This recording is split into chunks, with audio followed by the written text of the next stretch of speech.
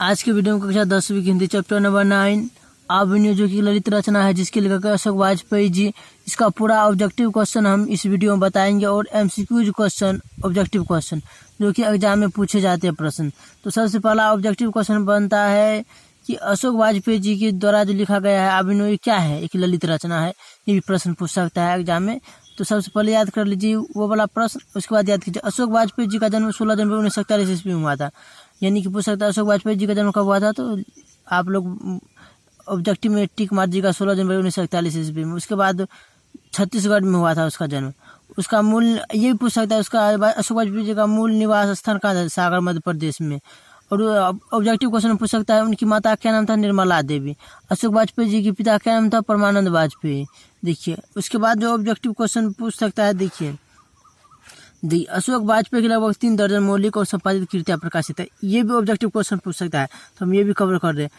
शहर अब भी संभावना है, एक पतंग अनंत में तत्पुरुष कहीं नहीं वहीं, बहुरी अकेला थोड़ी सी जगह, दुख, चिट्ठी रसा आदि उनके कविता संकलन है। फिलहाल कुछ पूर्वग्रह समय से बाहर कविता का गल्प कवि कहा गया है। यदि उनकी आलोचना की पुस्तकें उनके द्वारा संपादित पुस्तकों की सूची भी लंबी है। तीसरा साक्ष्य साहित्य विनोद, कला विनोद, कविता का जनपद, मुक्तिबोध, शमशेर और आगे की चुनी हुई कविता का संपादन आदि।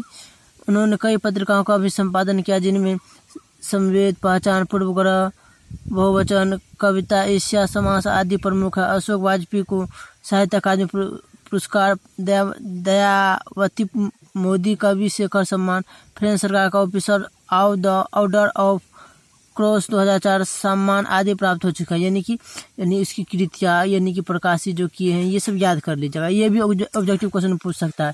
उसके बाद देखिए क्वेश्चन जो पूछता है, देखिए यानी कि अभिनय ललित रचना कहाँ से लिया गया, यह उनके पाठा अभिनय नामक गद्य एवं कविता के सृजनात्मक संग्रह से संकलित है। ये भी याद कर लीजिए ऑब्जेक्टिव क्वेश्चन में। चलिए आगे चलते हैं।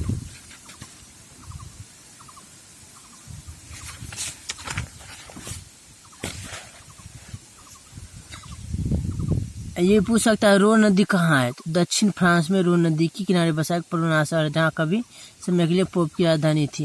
यानी कि पूछ सकता है रो नदी कहाँ थी, फ्रांस में। तो ये ऑब्जेक्टिव याद कर लीजिएगा। उसके बाद जो ऑब्जेक्टिव प्रश्न बन सकता है वो भी हम इस वीडियो में कवर करने की कोशिश कर रहे हैं।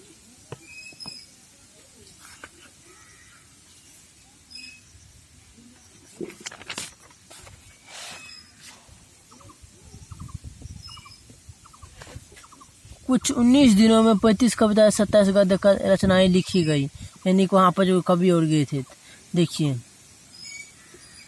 उसके बाद जो ऑब्जेक्टिव प्रश्न बन सकता है वो हम कवर करने के लिए जा रहे हैं। विनोद कुमार शुक्ल अपनी कविता में नदी चेहरा लोगों से मिलने जाने की बात कहते हैं। यानी कि ऑब्जेक्टिव क्वेश्चन पूछ सकता है कि नदी चेहरा जो है कविता किसके द्वारा लिखा गया है, तो विनोद कुमार शुक्ल जी के द्वारा। और देखिए ऑब्जेक्टिव प्रश्न जो बन सकता है।